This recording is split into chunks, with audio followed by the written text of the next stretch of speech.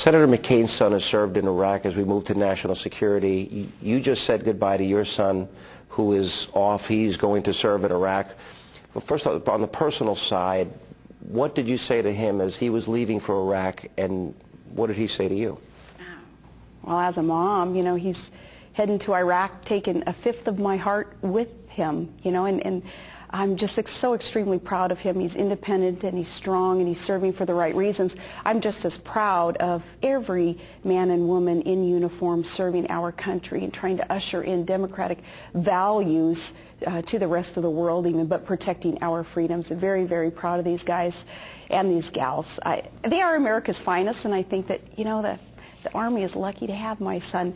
What my son said to me, though, was it was an awakening for me to realize that he knows what he's doing in this, and he knows that he has chosen the right reason to serve. I was just being mom to him just a few weeks ago. You know, no VP talk even then, but just as mom, I was probably getting on his nerves, asking him a whole lot of questions about the deployment and about he and his Stryker Brigade, what his job will be. And he's like, "Mom, I belong to the Army now. I belong to America." In other words, he was said that telling to you. He did. He was telling me, "Mom, just, you know, it's going to be okay, and I've chosen to do this." And you know, I'm like, man, thank God for this voluntary military that we have with America's finest. These young men and women, they just make me so proud. Why do we need to win in Iraq? To just get right to the bottom line, why is losing not an option? Losing is not a... Retreat is not an option. Retreat is defeat in Iraq. Al-Qaeda, they're acknowledging even, along with General Petraeus, that Iraq is the central front on the war on terror. And the violent Islamic extremists who hate America would love that stronghold to be built in Iraq. If we were to lose there, we're not going to be any better off when we fight in Afghanistan either, nor the other areas where terrorist cells are growing across our world. What countries today pose the most danger, in your view, to America? Well, any country that's going to house the violent Islamic terrorists. We have to keep our eye, of course, on Iran. We have got to keep our eye on some of the ongoing activities in Russia, also North Korea, under the leadership of Kim Jong-il. Certainly there's a lot of concern there. What we have got to commit to also, especially when we talk about Russia, no Cold War. We have got to know that our mindset needs to be opportunity for pressure and diplomacy and sanctions if need be, as we keep our eye on a country like Russia. You don't want to start a war with Russia, we do not want to start a war with Russia. No Cold War. That's got to be off the table. And opportunity comes with new leadership being ushered in, being elected into our democracy, where we can start forging even better relationships and strengthening the allies that we have. That's the opportunity that John McCain is going to make sure happens. What do you view, and I know this came up in your interview with Charlie Gibson, as it relates to the Bush Doctrine. What do you view as the Bush Doctrine, and what do you view as America's role in the world?